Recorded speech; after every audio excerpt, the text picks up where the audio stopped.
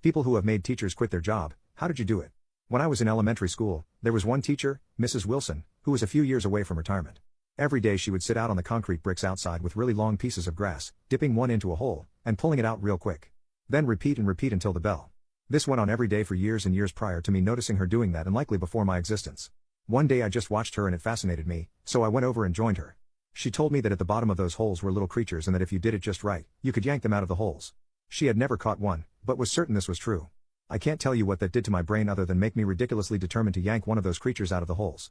Over the long hot summer, week after week, month after month, I'd sit in the dirt with my grass, trying to catch whatever it was I was trying to catch. And then one day, I caught it. It was white and wriggly, and I know now it was larvae.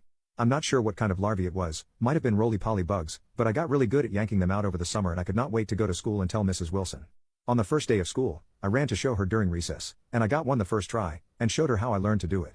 She seemed excited about it, and she was able to finally get one herself. I was so proud of myself. That was Mrs. Wilson's last year of teaching, as she announced she was retiring not long after. For all I knew, she went off into her retirement happily.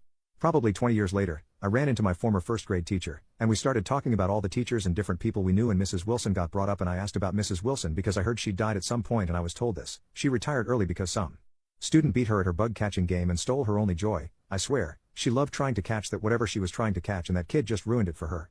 She was such a great teacher too. I didn't confess.